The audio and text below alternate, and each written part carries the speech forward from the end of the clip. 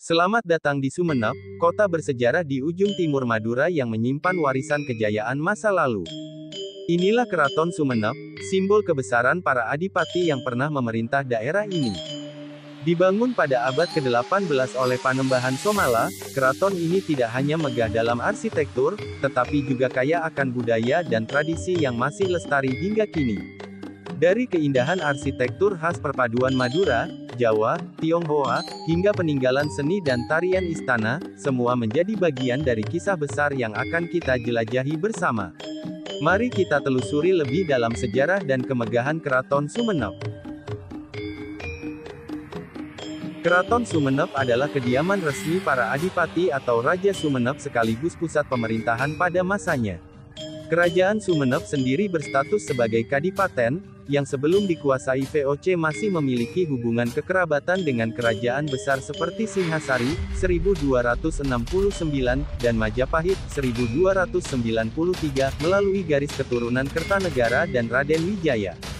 Keraton Sumenep sejatinya terdiri dari beberapa bangunan yang berfungsi sebagai kediaman resmi adipati atau raja serta pusat pemerintahan.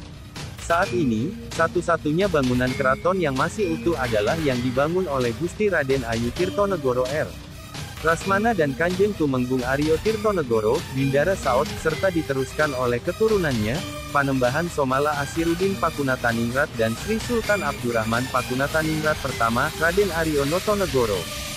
Sementara itu, keraton lainnya, seperti Keraton Pangeran Sidingpuri di Parsanga, Keraton Tumenggung Kanduruan, serta Keraton Pangeran Lor dan Pangeran Wetan di Karangduak, kini hanya tersisa puing-puing berupa pintu gerbang dan umpak fondasi.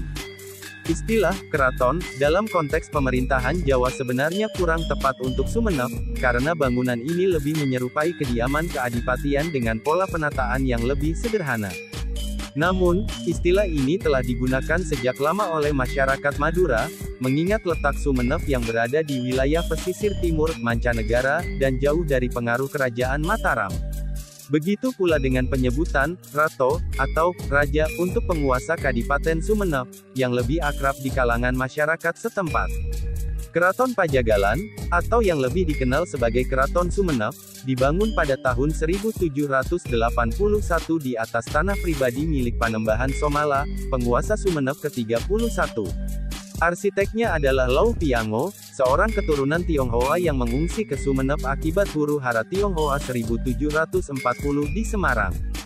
Keraton ini didirikan di sebelah timur keraton milik Gusti Raden Ayu Rasmana Tirtonegoro dan Kanjeng Tumenggung Aryo Tirtonegoro, Bindara Saud, yang merupakan orang tua Panembahan Somala. Kompleks Keraton Sumenep terdiri dari berbagai bangunan yang dibangun dan diperluas secara bertahap oleh keturunannya. Kompleks Keraton Sumenep menghadap selatan, terkait legenda Raden Segoro di Selat Madura. Tata letaknya simetris untuk menciptakan kesan agung dan berwibawa. Di depan keraton berdiri Pendapa Agung dan Gedong Negeri kini kantor Disbud Parpora, yang dibangun Belanda untuk mengawasi pemerintahan keraton. Sebelah timurnya ada Labang Mesem, pintu masuk utama dengan loteng pemantau. Dahulu, kompleks ini memiliki 5 pintu masuk Ponconiti, kini tersisa 2. Di dalam kompleks, ada Taman Sare Pemandian Putra-Putri Adipati, dapur, sisir tempat tidur Dayang Sumur, dan Keraton Ratu R. Ayu Rasmana. Pendapanya dipindahkan ke Astatenggi untuk dijadikan kantor koneng pada masa Sultan Abdurrahman Pakunataningrat. Paseban, tempat sidang adipati, awalnya terpisah dari keraton tetapi kemudian disatukan. Kini berfungsi sebagai toko souvenir. Jalan dari keraton ke barat menuju Masjid Jami, ke timur menuju Kalianget. Di selatan ada sagaran laut kecil untuk rekreasi keluarga adipati, yang kini menjadi perumahan dan lapangan tenis. Di dekatnya terdapat Kamarata tempat kereta kencana, dan kandang kuda dengan 2 taman. Konsep dasar perencanaan tata kota Sumenep ditentukan berdasarkan ajaran Islam, Hablum minallah wa hablum minanas, artinya berhubungan dengan Allah dan berhubungan dengan manusia. Maksudnya alun-alun sebagai pusatnya. Bila menghadap lurus ke barat dimaksudkan kita berhubungan dengan Tuhan, kiblat di Masjidil Haram, dan kita temukan Masjid Jami. Sebaliknya bila kita menghadap ke timur dimaksudkan berhubungan dengan manusia dan kita dapatkan Keraton Sumenep. Hal ini juga dapat dikaitkan dengan ajaran agama Hindu yang mengatakan bahwa timur, arah tempat matahari terbit adalah lambang kehidupan, jadi tempat manusia di alam dunia. Sebaliknya barat tempat matahari terbenam adalah lambang kematian, lambang akhirat, dan lambang ketuhanan. Selain bangunan megah, Keraton Sumenep mewariskan budaya berharga, seperti 1. Tari Gambu, awalnya dikenal sebagai tari keris, diciptakan oleh Arya Wiraraja dan diajarkan kepada pengikut Raden Wijaya. Pernah ditampilkan di Keraton Daha saat perayaan Wuku Galungan. Tari ini sempat hilang, lalu dihidupkan kembali pada era Pangeran Anggadipa, 1630, dengan nama Kambu, yang lama-kelamaan berubah menjadi Tari Gambu. 2. Tari Moang Sangkal, Moang berarti membuang, Sangkal berarti sengkala kesialan.